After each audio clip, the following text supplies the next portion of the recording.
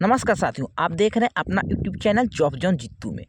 आज की वीडियो बिहार की लगभग 1 लाख से ज़्यादा आशा कार्यकर्ता बहनों के लिए बेहद ही महत्वपूर्ण होने वाली है। दोस्तों, आज हम बात करने वाले हैं उस मुद्दे की जिसने पिछले कई महीनों से बिहार के स्वास्थ्य विभाग को सवाल घेरे में खड़ा कर दिया है, और वह मुद्दा है आशा कार्यकर्ताओं का बकाया भुगतान। ऐसे खबरें सामने आ रही है, कई जिले में आशा वर्कर ने 7 महीने तक काम करने के बाद भी पूरा पैसा नहीं मिला है। कुछ जगहों पर 3 महीने का राशि मिला है, कुछ जगहों पर 2 महीने का राशि मिला है, कुछ जगहों पर 1 महीने का, और कई जिलों में आज भी आशा वर्करों के लिए 1 भी रुपया नहीं आया है। यानी सोचिए, 7 महीने तक लगातार काम, गांव-गांव जाकर सेवा, स्वास्थ्य योजनाओं को ज़मीन पर लागू करना, लेकिन उसके बदले में महीनों तक का भुगतान नहीं। दोस्तों, यही वजह है कि अब बिहार की आशा कार्यकर्ताओं के बीच गुस्सा भी है और आंदोलन की तैयारी भी है। और सबसे बड़ी बात है कि 8 मार्च के बाद बड़ा आंदोलन की चर्चा तेज हो गई है। आज की इस वीडियो में हम आपको बताएंगे आखिर पैसा क्यों रुका, सिर्फ राशि ही क्यों दी जा रही है, यानी कि केवल राज्य सरकार की राशि ही क्यों दिया जा रहा है, केंद्र की राशि क्यों नहीं आ रही है, आंदोलन की नई रणनीति क्या है और आगे क्या हो सकता है। तो वीडियो को पूरा अंत तक जरूर देखिएगा।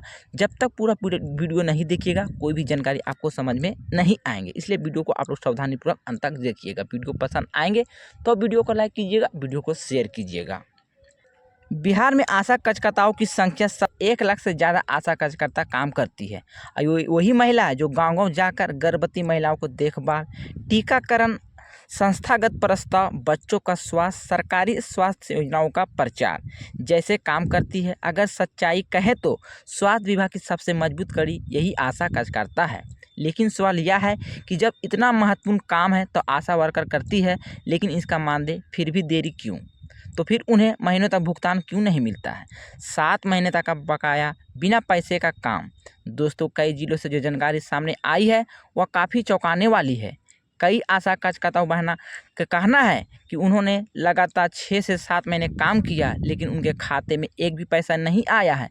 सोचिए, एक गरीब परिवार की महिला गांव-गांव घूमकर काम करती है, लेकिन अंधे रोक लिया जाए, महीनों तक भुगतान नहीं मिलता है। ऐसे में उनके घर की स्थिति कैसी होगी, यह आप समझ सकते हैं। दोस्तों, आंदोलन की शुरुआत जब भुगतान में लगातार देरी होने लगी तो आशा कार्यकर्ताओं ने आंदोलन शुरू किया। कई जिलों में धरना प्रदर्शन हुआ, जिला मुख्यालय स्तर पर प्रदर्शन, स्वास्थ्य विभाग के खिलाफ नारेबाजी। इसके बाद सरकार का दबाव बना और अभी कुछ जगहों पर राजराशि भेजी गई है। फिर राजराशि क्यों? लेकिन यह सबसे बड़ा सवाल खड़ा होता है। जो पैसा आशा कार्यकर्ताओं को मिलता है वह 2 हिस्सों में होता है, पहला राज्य सरकार की राशि, दूसरा केंद्र सरकार की राशि। लेकिन अभी जो पैसा भेजा गया वह सिर्फ राज्य सरकार की राशि भेजी गई है, केंद्र की राशि अभी भी आना बाकी है, अधिकतर जगहों पर नहीं आई है। इसलिए कई आशा कार्यकर्ताओं का पूरा पैसा नहीं मिला है। आशा कार्यकर्ताओं में नाराजगी है। दोस्तों, जब इतने महीने का पैसा नहीं मिला तो जाहिर सी बात है आशा कार्यकर्ताओं में नाराजगी बढ़ी है। कई आशा कार्यकर्ताओं का कहना है कि अगर हम काम नहीं करें तो स्वास्थ्य विभाग की योजनाएं ज़मीन पर नहीं चल सकती है, लेकिन इसके बावजूद हमारे साथ ऐसा व्यवहार क्यों? इसलिए 8 मार्च के बाद बड़ा आंदोलन होने वाला है। सबसे बड़ी खबर सामने निकल कर आ रही है कि आशा कार्यकर्ताओं के बीच 8 मार्च के बाद बड़े आंदोलन की तैयारी चल रही है। कई संगठन, कई नेता, कई हार चुके हैं। अगर जल्द भुगतान नहीं हुआ तो आंदोलन तेज होगा। कुछ जगहों पर अनिश्चितकालीन हड़ताल की चर्चा भी चल रही है। आंदोलन क्यों जरूरी है? अब सवाल है कि आंदोलन जरूरी क्या है। तो दोस्तों, अगर किसी कर्मचारी से महीनों तक का काम कराया, पैसा नहीं दिया जाए तो वह क्या करेगा? आंदोलन ही करेगा। इसलिए आशा कार्यकर्ता कह रही है कि सिर्फ एक दिन का प्रदर्शन नहीं है, बल्कि बड़ा आंदोलन होना चाहिए। आशा वर्करों का आंदोलन, दोस्तों आपको याद होगा जब कोरोना महामारी आई थी तो सबसे ज़्यादा जोखिम उठाने वाली आशा कार्यकर्ता ही शामिल थी। गांव जाकर सर्वे किया, टीकाकरण या मरीजों की देखभाल किया, सबसे ज़्यादा काम इन्होंने ही किया। आज उनका भुगतान के लिए संघर्ष करना पड़ रहा है। विश्व स्वास्थ्य संगठन की तारीफ, यह भी सच है कि आशा कार्यकर्ताओं के काम की तारीफ दुनिया भर में हुई है। कई अंतर्राष्ट्रीय संस्थाओं में इनका नाम सराहा गया है। लेकिन सवाल यह है कि जब दुनिया आशा कार्यकर्ताओं की तारीफ कर रही है तो फिर हमारे देश इन्हें सम्मान क्यों नहीं दे रहा है? मानदेय बढ़ाने की भी मांग यहाँ पे उठने वाली है। आशा कार्यकर्ताओं को सिर्फ बकाया राशि ही की मांग नहीं है, उनका मांग और भी है कि हमें समय पर मानदेय मिले, निश्चित मानदेय मिले, कर्मचारी का दर्जा मिले, सामाजिक सुरक्षा मिले, बीमा सुरक्षा मिले, और सबसे बड़ी बड़ी मांग है समय पर भुगतान मिले। अगर हड़ताल हुई तो 8 मार्च के बाद बड़ा आंदोलन या बड़ा हड़ताल होगी। इसका असर पूरे स्वास्थ्य विभाग पर पड़ सकता है, क्योंकि गांव स्तर पर स्वास्थ्य सेवाओं का चलाने वाला आशा कार्यकर्ता ही होती है। सबसे बड़ी भूमिका इन्हीं का होता है।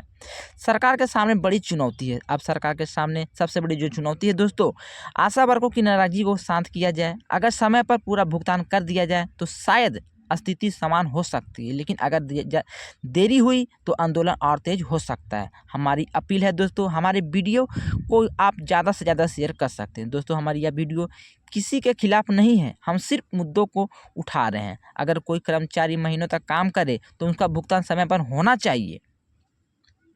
दोस्तों, आज की इस वीडियो में हमने जाना कि आशा वर्करों का पैसा क्यों रुका, किस तरह कुछ जगहों पर अंशकालिक भुगतान हुआ और 8 मार्च के बाद आंदोलन की तैयारी हो रही है। अब देखना होगा कि सरकार इस मुद्दे पर क्या फैसला लेती है। क्या जल्द भुगतान होगा या फिर आंदोलन और तेज होगा, आने वाला समय ही बताएगा। अगर आप भी बिहार की आशा कार्यकर्ता हैं या स्वास्थ्य विभाग से जुड़े हैं तो इस वीडियो को ज़्यादा से ज़्यादा शेयर करें ताकि यह आवाज़ सरकार तक पहुंच सके। अगर आप हमारे चैनल पर पहली बार आए हैं और चैनल पर नए हैं तो चैनल को सब्सक्राइब करें, जॉब जॉन जीतू को सब्सक्राइब करें, क्योंकि यहाँ आपको सरकारी कर्मचारी से जुड़ी हर बड़ी अपडेट सबसे पहले मिलती है। तो मैंने सारा इन्फॉर्मेशन, सारा जानकारी इस वीडियो में बता दी है। फिर भी कोई जानकारी छूट गए, बोलने में मिस्टेक हो गया, कोई गलती हो गई तो आप अपना छोटा भाई समझ के क्षमा कीजिएगा। मिलते हैं नए वीडियो में नई खबर, नई सूचना के साथ। जब तक ले goodbye, thanks for watching.